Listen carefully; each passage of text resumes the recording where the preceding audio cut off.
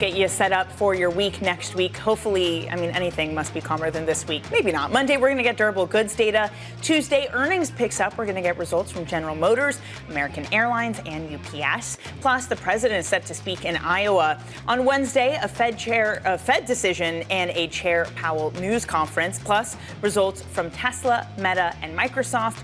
On Thursday, it's Apple's turn to report earnings. And then finally, on Friday, we're going to get results from Chevron and ExxonMobil.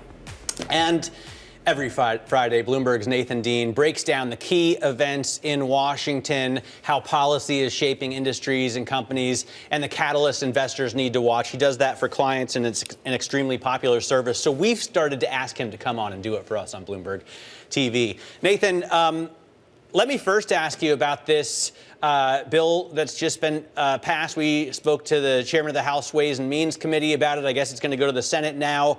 Does this mean that we're going to avert a government shutdown? Most likely, yes. I'm at a 20% chance of a shutdown occurring. And look, you're going to see some language when the Senate comes back next week. Some of the senators aren't really on board with this. They're being jammed up on a provision related to suing over surveillance subpoenas. There's also a provision that the Democrats don't like related to ICE funding. But the easiest thing here is that no party, whether you're a Democrat or Republican, wants to shut down in an election year. And because this passed the House, the Senate most likely is going to just have to swallow their pride and pass this as well. And this would get the funding through the rest of the September 30th of this year. So no more shutdown threats until closer to the election. I also just wonder for the week to come, Nathan, how much of it is just going to be not just digesting what happened in Davos, but seeing if there's any action to come from it. One of it being that President Trump conceding it would need to be Congress, and he would be asking Congress to put a 10% cap on credit card interest rates. Do you think that this is a body of lawmakers willing to pass such legislation? No, we're actually at a 40% chance of that passing this year. I apologize, 30%.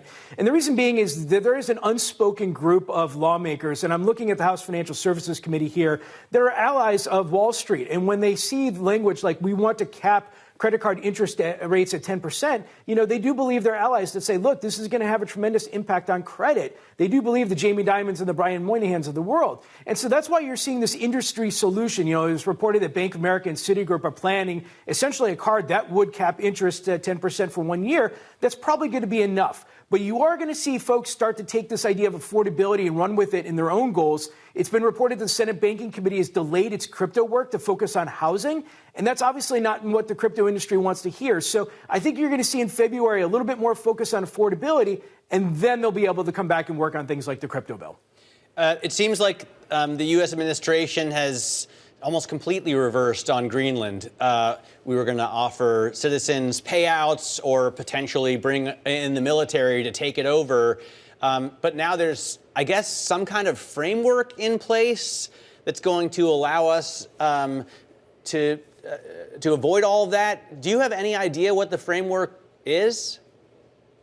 Well, Bloomberg News is reporting that it's some sort of a combination of some mineral rights plus having access to land to create bases. But I would say is that, President Trump is going to shift away from the international pulpit, if you will, back to domestic starting next week. He's going out to Iowa to have a speech. And there's this idea that affordability is going to be a key theme now through the elections. It's been reported the Republicans are going to have a midterm convention. And let's just say that most Americans vote based on domestic issues, not international issues. And so as we get closer to this election, you're going to see President Trump delve back into domestic policy. And he's probably going to use the bully pulpit in many cases to try and influence policy because we don't see much legislation passing and deregulation takes a long time. How much stimulus is going to try and pour into this economy, Nathan? Because one way to solve affordability is to try and bring prices down. That's clearly not going to happen. Another way is to just pass out money, which causes its own problems later. But he does seem to want to give stimmy checks out, right?